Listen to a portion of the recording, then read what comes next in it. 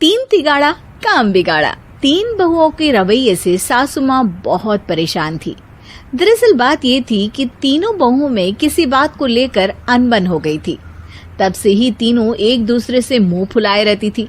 ना कोई सीधे मुंह किसी से बात करती, ना किसी का कहना मानती। पड़ोसी भी इस बात को जानते थे और जाने कैसे कैसे बातें भी करते। इसीलिए सासू माँ ने तीनों बहुओं को तुरंत अपने कमरे में बुलाया। मैं कई दिनों से देख रही हूँ, तुम तीनों अलग अलग सारे काम कर रही हो। ये सब नहीं चलेगा, तीनों को मिलकर ही काम करना पड़ेगा। सास की बात सुनकर एकदम से बड़ी बहू बोल उठती है। नहीं मम्मी जी, मैं इन दोनों के साथ कुछ नहीं कर सकती। मैं इस घर की बड़ी बहू हूँ, फिर भी ये मेरा कहना बिल्कुल भी नहीं मानती। अरे जेठानी जी, जानबूझकर मुझे डबल काम करवाती है आप, और छोटी मुझसे टेढ़े मुंह ही बात करती है। इन दोनों के बीच हमेशा सैंडविच बन जाती है मेरी, और मैं हमेशा आलू की तरह बीच में मसली जाती हूँ। मम्मी जी, इन दोनों को लगता है कि मैं छोटी हूँ तो इनके पैरों तले दब जाऊंगी, लेकिन नहीं, मेरा भी उतना ही अधिकार है जितना इन दोनों का है। बड़ी आई दोनों मेरी चुगली करने के लिए, मुझे क्या कम समझ रखा है। तीनों बहू एक दूसरे से बहस करने लगती है और सास दोबारा ये देखकर टेंशन में आ जाती है और सबसे कहती है, चुप हो जाओ, अब से तुम तीनों सारे काम एक साथ करोगी, आंख बंद करके एक दूसरे की बात सुनोगी। तुम तीनों इस बात को गांठ बांध लो, वरना अगली छुट्टियों में तुम्हारा अपना मायके जाना कैंसिल। सास की बातें सुनकर डर के मारे तीनों हामी भर देती हैं।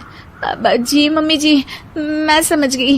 हाँ मम्मी जी, जैसा आप कहें, आप जो कहेंगी मैं वही करूंगी।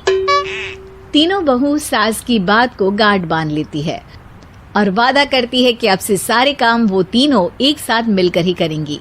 ये सब देखकर सास खुश हो जाती है और वहां से चली जाती है। नीचे जाकर वो देखती है कि घर में शर्मा जी आए हुए होते हैं। सास जोर से आवाज लगाकर कहती है, अरे बहू, जरा चाय बनाकर तो लाना, शर्मा जी आए हैं।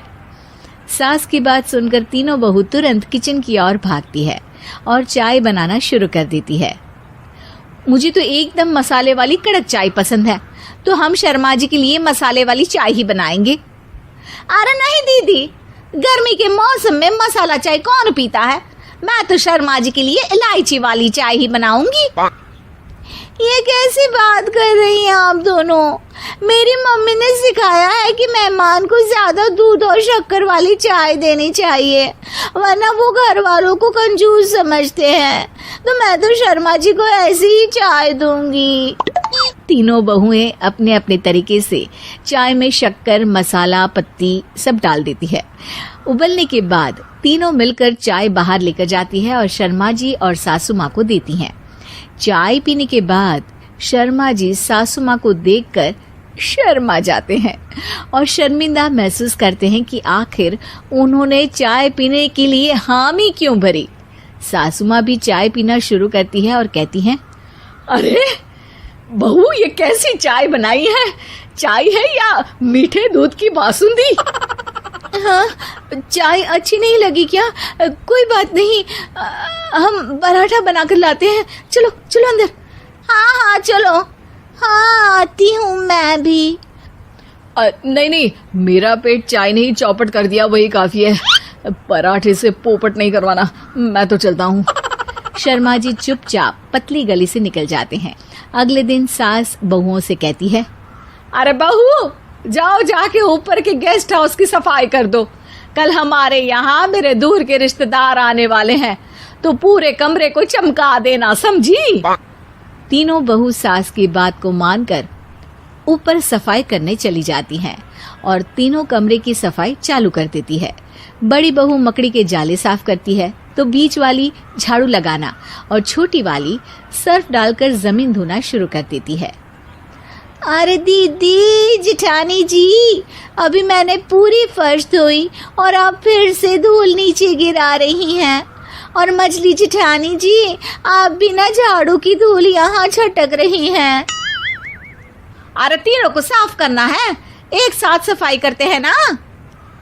अरे वही तो, हम साथ साथ हैं, घर साफ साफ है। तीनों बहू ऐसे ही काम में उलझ जाती है और 2 घंटे तक एक ही कमरे की सफाई करती रहती है। बहुत देर से अपनी बहुओं को ना देखने के कारण सास ऊपर कमरे में उन्हें देखने जाती है, लेकिन कमरे में घुसती ही वो गीली फर्श पर फिसलने के कारण नीचे गिर जाती है। ओरी मोरी मैया, हड्डी मरोड़ के रख दी। आए मेरी तो कमर ही टूट गई रे। तीनों बहुएं सास को उठाती हैं और बिस्तर पर सुला देती है। अरे मेरे हाथ पैर दर्द कर रहे हैं, दबा दो आराम मिलेगा। हाँ जी माँ जी। अरे जी माँ जी माँ जी। और तीनों बहुएं एक साथ सास के हाथ को दबाना शुरू कर देती है। माँ की तो चीख ही निकल जाती है और नतीजा ये होता है कि सास के बचे हुए शरीर में भी दर्द उठ जाता है। हाय राम, ये क्या कर दिया तुम तीनों ने। अरे मेरी तो किस्मत ही फूटी है कि तुम जैसी बहुएं मुझे मिली।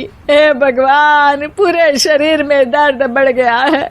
अब तो पता नहीं कि चल भी पाऊंगी या नहीं। माफ करो, मुझे गलती हो गई मुझसे कि तुम तीनों को एक साथ काम करने के लिए बोला।